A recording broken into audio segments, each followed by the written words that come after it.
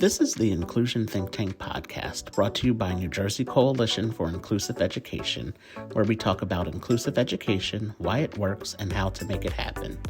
Join me today as I welcome Maureen from IncludeNJ and a parent advocate who shares her family's experience of what inclusive education looks like in two different states where they have lived.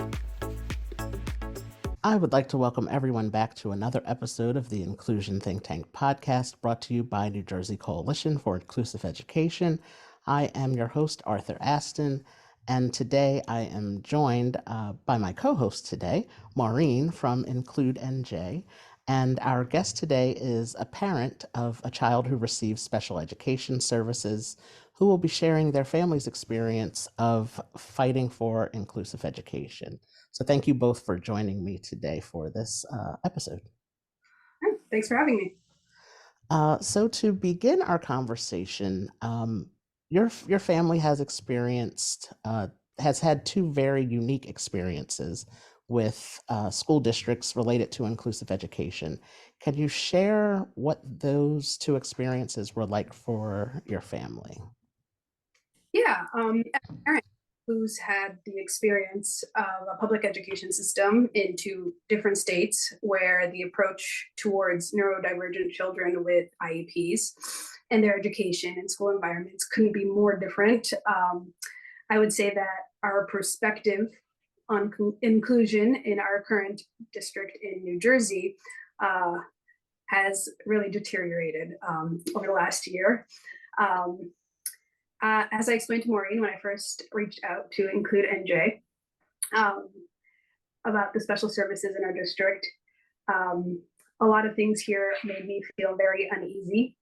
And I had come from a district where my child got everything they needed and was very included, to a place where the first thing they wanted to do was separate and segregate them in a separate classroom, separate hallway, separate everything.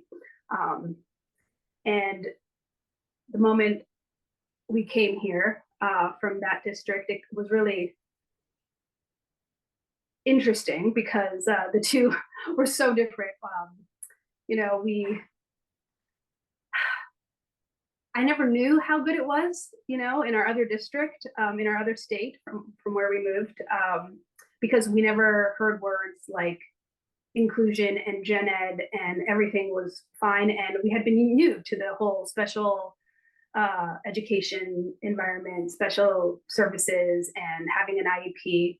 I didn't even know how the whole thing, I didn't even know what an IEP was, when we had actually started this journey. And I didn't realize how much we had to pay attention to it, And when we were in our other state, I never really even had to think twice about it. My child was in an integrated classroom, and any modifications or accommodations, any support happened within the classroom. It looked great. It was wonderful. I didn't think twice about it. I didn't have to, And then when we moved back to New Jersey, the first thing that happened, as I mentioned, was they suggested separating my child. So our first IEP meeting, I felt very kind of dismissed, and my concerns about why are you trying to separate my child when he come from an integrated setting for the last year, And they convinced us it was going to be really supportive. He'll get all the services. They sold it to us, and it hasn't been the greatest experience for us. And it just, to be honest, I have just felt here versus there, just very almost as a separate community of people. I didn't even know what their classroom looked like until we got to see a meet and greet at the start of this year. And it just broke my heart because it was a completely different environment than what we had just come from. It was small. It The tables were all separated from each other. There was very little social interaction for the kids. Um, and it just broke my heart to kind of see that they were not getting the experience of school and the social aspect of it and the academic aspect of it for that matter. So it was just very, very, very different experience and not a positive one here.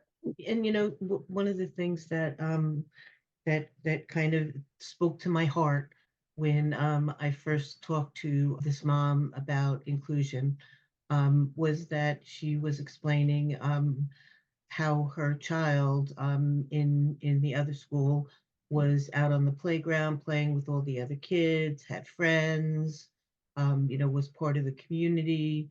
And when she came to this new district, she went to the playground and her child was kind of standing alone, didn't know anybody.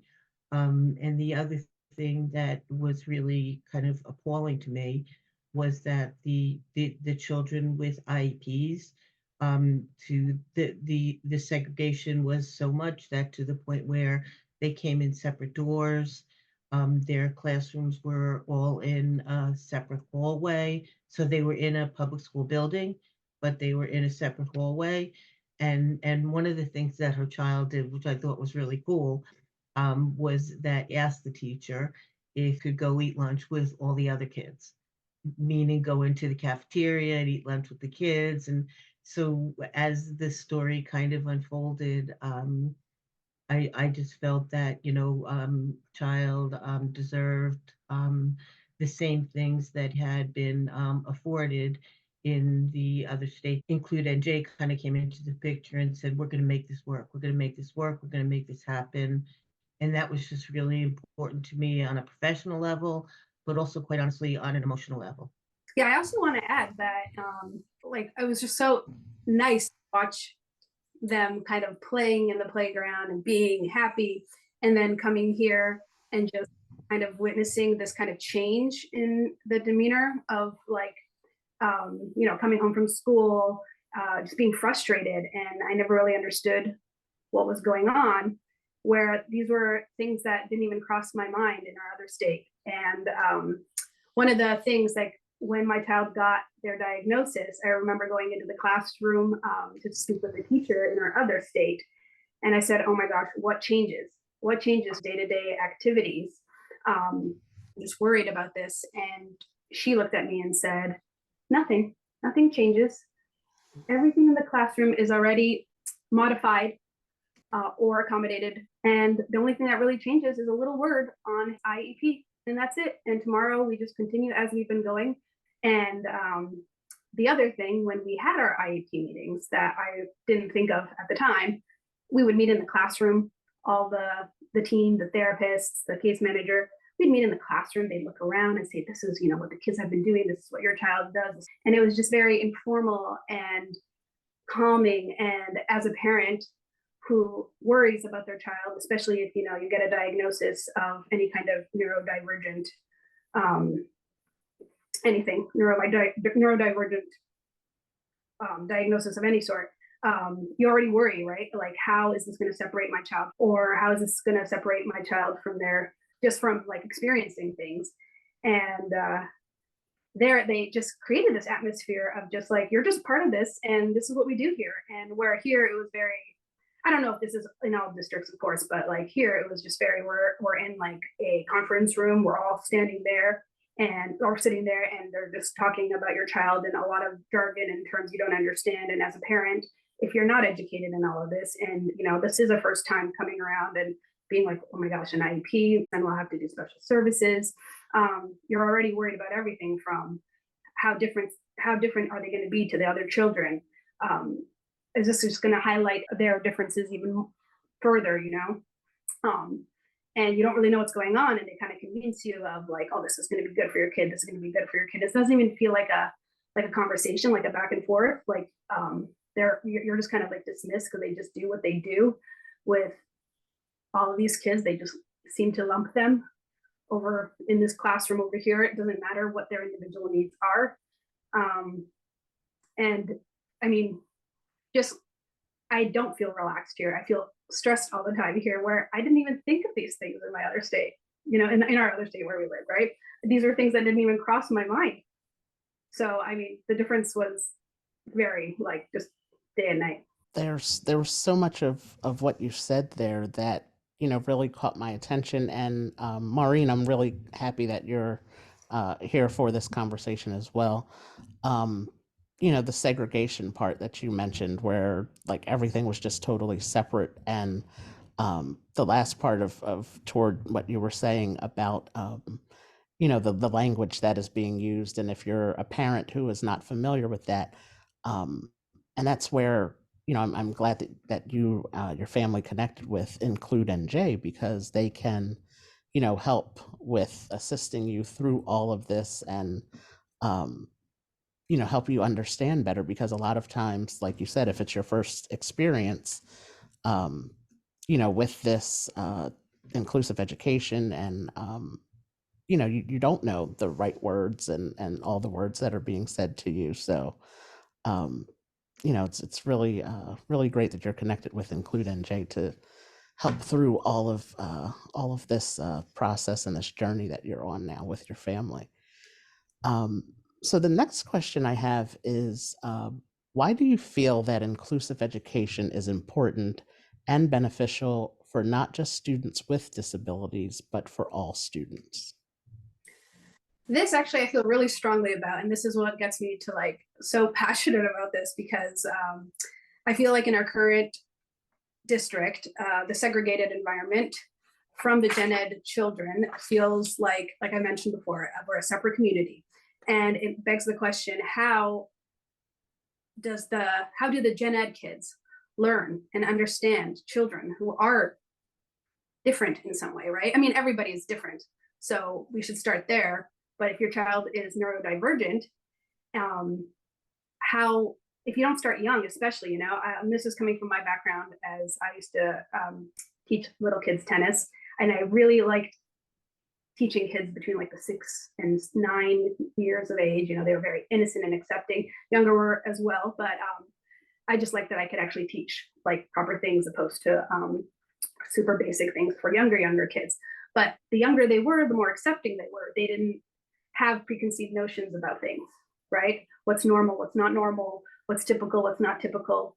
I always think of this example of like, if a young toddler saw somebody all of a sudden float in the air and go away, they would probably be like, this is great, where everyone else would be like, oh my gosh, nobody does that, why are you like floating, right? Because to them, they have no notion of what is typical. So to me, the earlier you introduce children with differences, the earlier you start educating and producing, I don't know the word, maybe not producing, but the sooner you do it, the more you're going to have these kind of children that are growing up to become more open-minded teenagers, adults. And on top of that, if social behaviors are so integral to daily life of any neurodiverse child or person, why aren't these children in a setting that models what is considered typical behavior? And then vice versa, why aren't gen ed kids learning to understand neurodivergent behaviors? To me, learning is understanding, and understanding leads to this kind of acceptance. And we believe this environment, my husband and I believe that this kind of environment only furthers the divide in the long run for my child, for our child. And I think that we need to provide the experience and tools for neurodivergent and neurotypical children to navigate the real world, where they're not sheltered from differences of others. And the sooner we can do that, the better for everyone, And ultimately, this just feels, and this is totally my personal belief, like a breeding ground for bullying, because these differences, if they aren't highlighted early enough, it just creates this chasm between, children who are different, or, those kids that enter through that door, or those kids that take the short bus, or whatever it is that, kids will say about each other. It's just creating this divide that we could be working on so early, And my child was pretty young. They're 5. And I'm already worried that this divide has grown even in the past year, just because of being here, and how Maureen had described how I talked about the going out in the playground, and it's like, why create the divide when there's always going to be a divide? We're always going to feel the differences, whether we want to or not. We are already worried about our kids all the time, and this kind of environment does nobody any favors. And Yes. I think one of the other things that we always talk about is that there when kids graduate from high school, there's no special ed world. There is the world, and I think that we have to start at a really young age teaching kids about diversity, teaching kids about acceptance, and what's the best way to do that. It's not sitting and lecturing them and talking to them about it. It's showing them. It's showing them that we're all different. We all have different attributes, and learning to accept those attributes is just such a critical thing for especially the younger kids to learn and grow up with. That's so true. I, Maureen, I've met you before, but I didn't share with you that I also have a disability. So I was born with spina bifida. I use a wheelchair and crutches and braces to walk. But I've shared it on this podcast before. I love that my friends allow me to spend time with their children from their earliest days through, to now that some of them are 9 and 10 years old. So it's no big deal that I have to use a wheelchair. The first time, usually I'll use my crutches if I go to their house, but if we go out in public, I use a wheelchair because it's easier for me to get around. So sometimes the child might be like, okay, like that's different. I don't know what that is, but like you said, you have to show them the experience and just talk them through it. It's a wheelchair. Nothing's wrong. I'm fine. I'm the same person. I just have to use it because it's easier for me to walk long distances. We're walking in the mall or out in the city or at the zoo or wherever, and it's no big deal to them. And again, after like you said, after high school, there's no separate worlds. It's just the world, and we're all out here together. So it's the earlier we can share these experiences of differences and diversity with children, it's definitely more beneficial for them as they continue to go through school, and then as they get older and go out into the real world, and they're more aware of things, and and aware of people and their differences that exist in the world around them. So it's it's really really important to start this whole thing early of inclusion and educating about differences. I think that's so important to mention. Yeah, and one of the things that we were told, actually, some of our meetings was, your child isn't always going to necessarily be in the separate classroom. We're working towards including them. We're working towards, integrating them. And to me, it's how are you working towards that if they're not present around the typical behavior that is expected of them in the gen ed class or wherever. They're not even aware of what is expected of them. And then, they use an example like, oh, well, we put them in this integrated class and they didn't do too well. And I'm thinking, well, if you keep segregating and keep separating, their expectation, like what their expectation is of them is so like, they have no idea, and to me, as children get older, they just become more self-conscious about their own differences, whatever they may be, neurotypical, neurodivergent. You're going to feel differences. And I feel like, I hear from other parents, as they're getting older, they're gonna, incorporate them more into the gen ed environment. And I'm thinking, well, when all of these kids are so self-conscious about themselves, and this is kind of what leads to that kind of bullying that I'm thinking of, where children will point out differences of other people to almost like deflect off of their own discomfort with themselves or their self-consciousness. And why put a neurodivergent child in the line of fire at these older ages when the kids, are there trying to, deflect attention off of themselves, that doesn't help anyone either. It certainly doesn't help the neurodivergent child, who's only going to feel uncomfortable with these settings moving forward, but also the neurotypical children will always kind of just see them as them. It won't be like, he or she is a peer of mine, and this is how they do things. This is normal for them, right? To me, it's just this whole excuse of waiting until they're ready doesn't sit well with me. Yeah, that's ready or not, here we come. That's what I say. That's my motto. That was good. That was funny.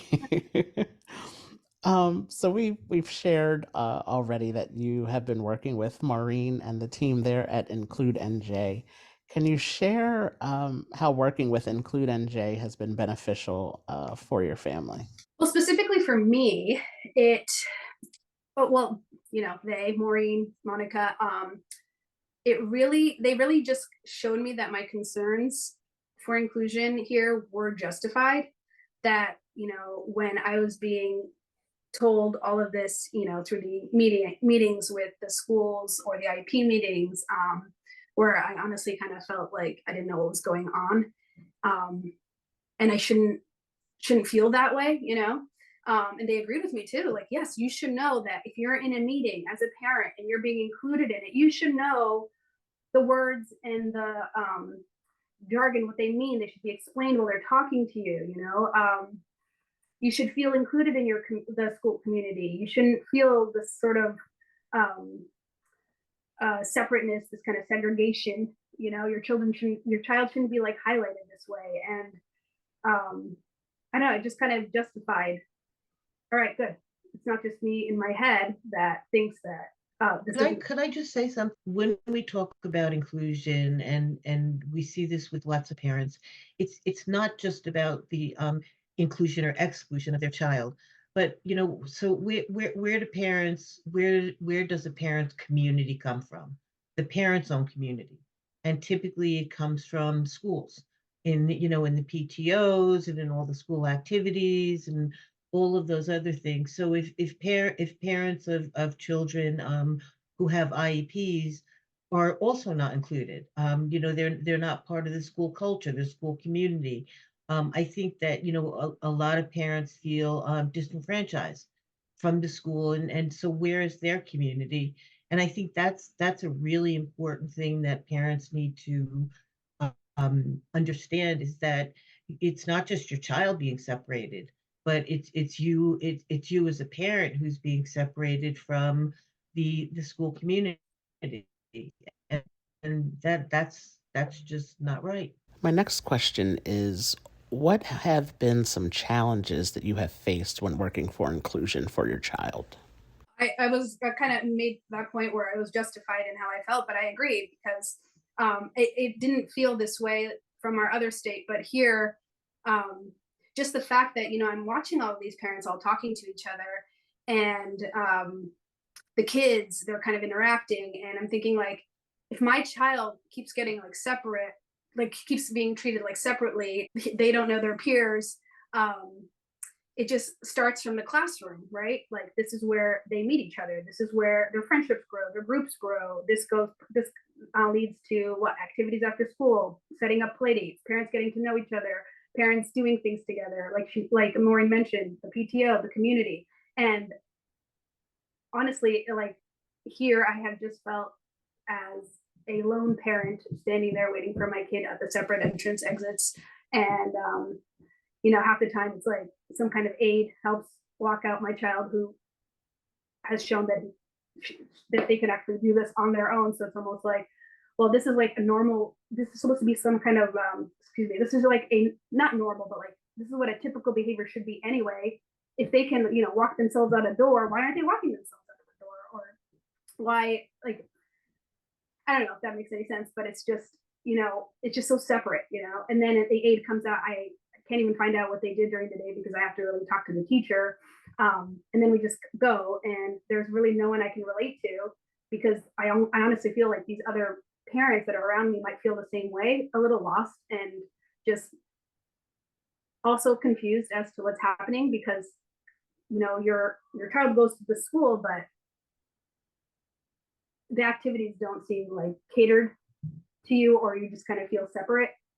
Um, and even when it comes to planning things and planning events or activities, when they do consider the children that are neurodivergent, or whatever they may be, right? If they're ADHD, are on the spectrum, it's constantly like they are reaching out to us as their parents to say, like, it's nice, like, there's like kind of an approach, there's an attempt at an approach to try to make this more inclusive, and yet we get called out on it all the time, where I feel like, as an explanation to that, in our other state, headphones would be provided for kids if they need it or don't need it, and this was provided for everyone. A separate area, a walking path, a sensory path was there for kids that just needed a body break. This wasn't kind of directed at anyone, but it was just directed at everyone, right? So instead of sitting and making meetings about what can you do to make this easier for your child, why don't we just create that environment for any kid that needs it? You know what I mean? Like, let's say there's an activity after school and it might be loud. It could be some kind of, I don't know, pizza afternoon and playground and stuff. Why is it like, let's highlight this classroom for those children if they need a quiet space? Why can't it just be the quiet space for any kid that might need a quiet space? Why can't their headphones, like noise canceling headphones, be there just for a child if they need them? And even this effort at trying to be inclusive still makes me as a parent feel separate still, like, even as they try to like bring us in, I just feel like they're still creating like this separate community of people who still exists. I think one of the things that that was great was when we first got the referral, when we first got the call. It was just such a refreshing. She was so refreshing to work with, um, because she was a parent who came, knowing, having her child had been included, knowing what it looked like, and she came knowing what she wanted. So for us at IncludeNJ, it was easier for us to work with her and her district, to make that a reality for her child, so that her child was no longer in a separate self-contained class, moved into the gen ed class, and it took meetings, it took a lot of work, it took a lot of determination, but we had a parent who strongly believed in this and really wanted it. So it was just, it has been a pleasure, working with her family, and just seeing, her child now be included, and just knowing that, and this I always say, this is not the end point. This is the journey that we're on, and it's we still have a lot of tweaking to do, but I think the thing that, I'm most proud of is that we were able to, help, move from a separate self-contained class into a gen ed class with the appropriate supports and accommodations and all of the services that, her child needs. So, to me, through IncludeNJ has just been just such a posh. I call it. She's like my best friend now. My IncludeNJ mother, Anyway, my poster child. And I think, Maureen, I think what you said there was very important about it being a journey of, you're on a journey, and,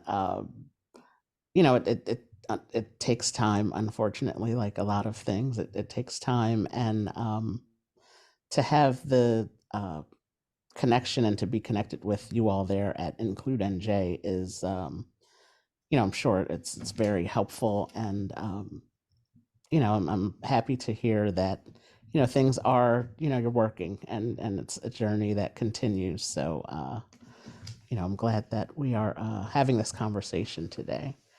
The one thing I will definitely add is that all of this obviously is very challenging, but when it feels like you're fighting for inclusion for your child to make a kind of a difference in the community or make a difference in how people see this in your community, you need other parents of neurodivergent children or neurotypical children on board with you as well.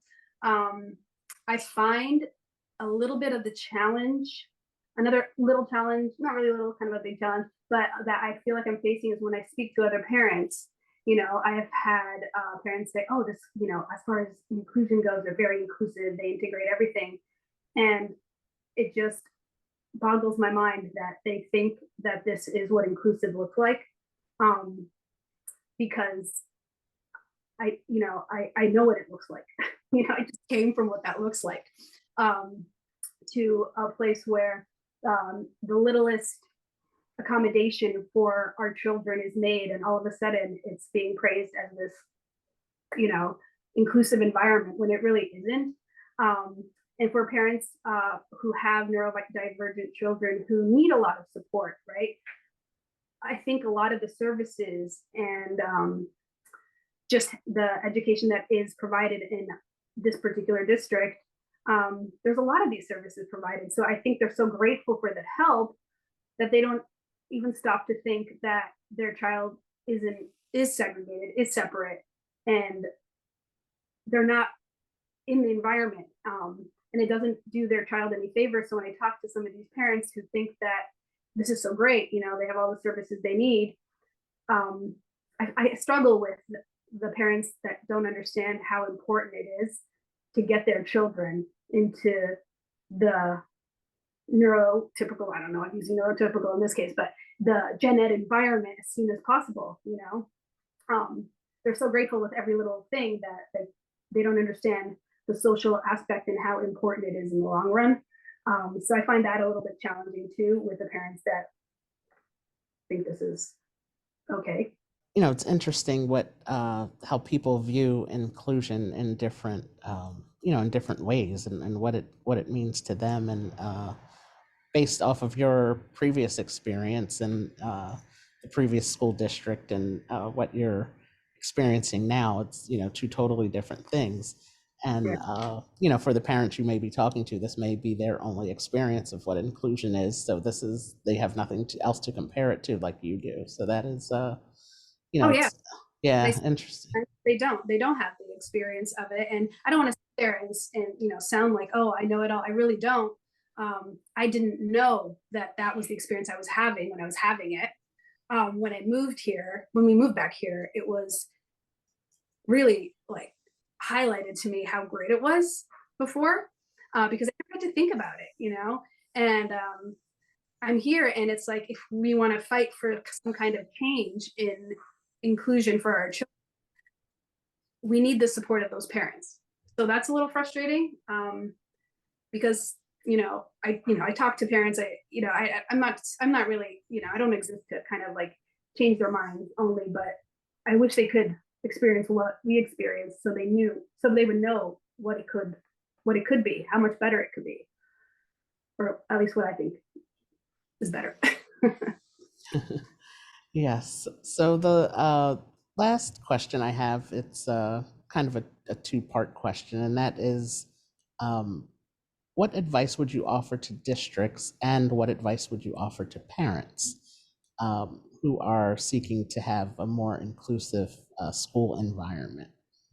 This concludes part 1 of my conversation with our guests. Join us again in 2 weeks when we find out what advice our parent advocate has for districts and for other parents who are working toward an inclusive school environment for their students. In the meantime, be sure to catch up on all previous episodes of the podcast on our website, www.njcie.org/podcast, and be sure to follow us on social media at NJCIE. Until next time.